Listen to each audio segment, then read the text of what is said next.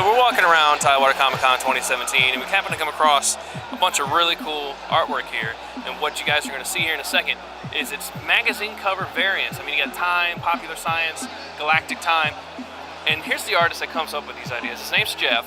Now, Jeff, what inspired you to come up with that concept?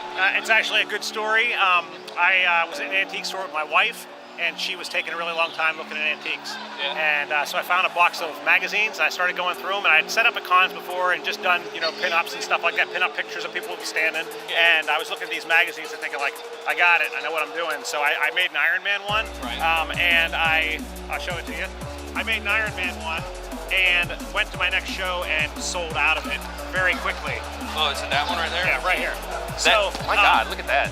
The gimmick is, if these characters really existed, they'd be on the cover of these magazines, and they'd be talking about them. So I do a lot of research into the comics. Here's a Spider-Man one. You'll notice the date is the appearance of Spider-Man. Yeah, that is. Yeah. That is. And we know this for a fact because we have digital proof over there. That's digital proof, but all the articles are things that were going on in the first 3 or 4 issues of Spider-Man. Yeah, you got astronaut John Jameson went into orbit. That's actually a really good, attention to detail, because I know there's some people out there that'll just throw it up there. No, yeah, I it looks put a lot cool. of research into these. But But it's written from the perspective of Popular Science. They don't care about the vulture, they care about how the vulture flies. Yeah, So, holy crap. That's yeah, so I put a lot into them, and also really put a lot of time into the graphic design. I want a 1930s magazine to look like a 1930s magazine. Yeah. I want a 50s magazine to look like a 50s magazine. That's wasn't that the train from the first Superman? Well, they were just a very Art Deco style that was very popular in the 40s and stuff, so I made these kind of be mirror copies, So, how long does it take to go from concept to completion?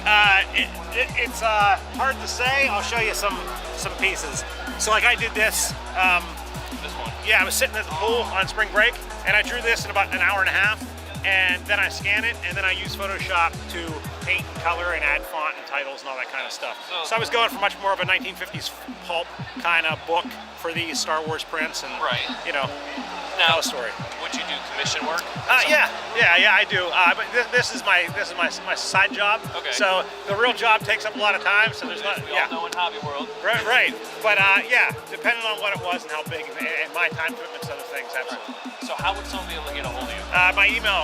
Check out me on Facebook. Art by Jeff Lonnett. LONNETT. And then Tidewater Comic Con. Be sure to check out all the voice of Odin. and Artist Alley. We're checking an artist out right now, Odin. Celeb Corner. Check out John Wesley Shipp. He's over there. Jason Hughes. He's over there too. Vitamin D. Still over there. Visit right now for pictures and autographs. They're over there. Go get them. Anywho. So, you have Instagram or anything else like that? Well, Facebook is how I do so you most just of the work. Yeah, put Art by everything. Jeff Lonnett on Facebook. Okay. Check me out. Well, very cool meeting you, Mr. Jeff. Nice talking to you. And again, I'm Josh with the Backroom Crew. Find another really cool artist.